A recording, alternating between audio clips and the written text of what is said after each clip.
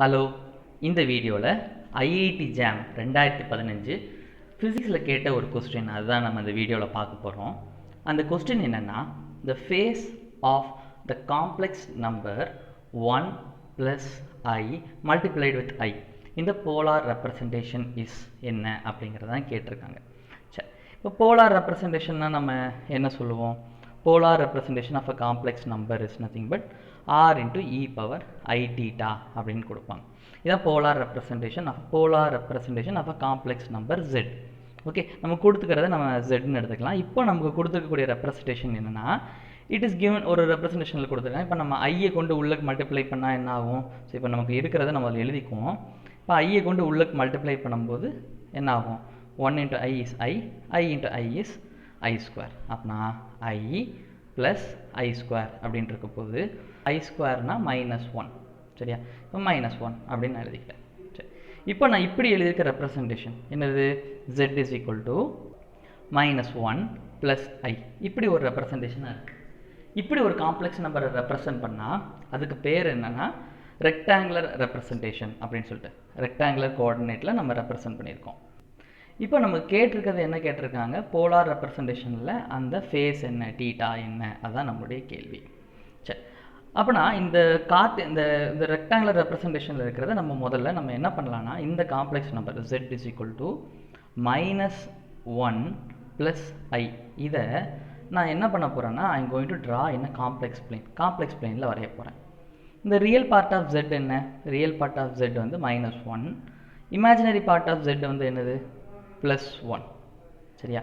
அப்போனா நான் என்ன பண்ண போகிறேன்? I am going to draw this representation in Argand plane. இந்த அர்காண்ட் பிளேனில் என்ன இருக்க போகுது? எக்ஸ் ஆக்சிஸில் ரியல் பார்ட் ஆஃப் z இருக்க போகுது. ஒய் ஆக்சிஸில் என்ன இருக்க போகுதுன்னா இமேஜினரி பார்ட் ஆஃப் z. அதை நம்ம மார்க் பண்ண போகிறோம். அந்த கோஆர்டினேட் இது ரெண்டுத்தையும் நம்ம மார்க் பண்ண போகிறோம். ரியல் பார்ட் ஆஃப் z வந்து என்னது? -1. Okay, so -1. Imaginary part of z வந்து என்னது? எனக்கு +1. அப்படின்னா மேலே.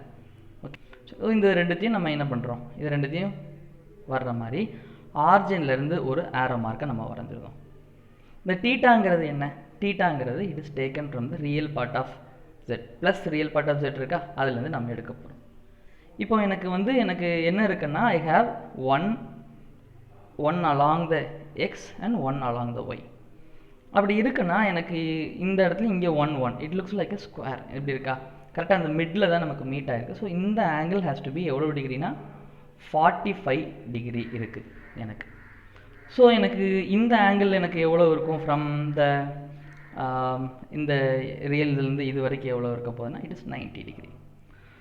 ஸோ எவ்வளோ தூரத்துக்கு how much angle it makes, எவ்வளோ angle makes it from the positive X axis அப்படின்னு பார்த்தா டீட்டா இஸ் ஈக்குவல் டு 90 + 45 அப்படின்னு எனக்கு வரப்போகுது.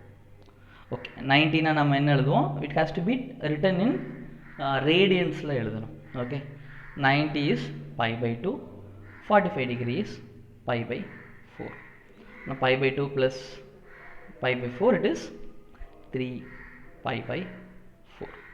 அரை ப்ளஸ் கால் முக்கால் அந்த கான்செப்டில். ஸோ இதை மாதிரி நமக்கு ஆன்சர் இருக்கா? நமக்கு ஒரு ஆன்சர் இருக்குது. It's option C. இதுதான் நம்மளுடைய ஆன்சர்.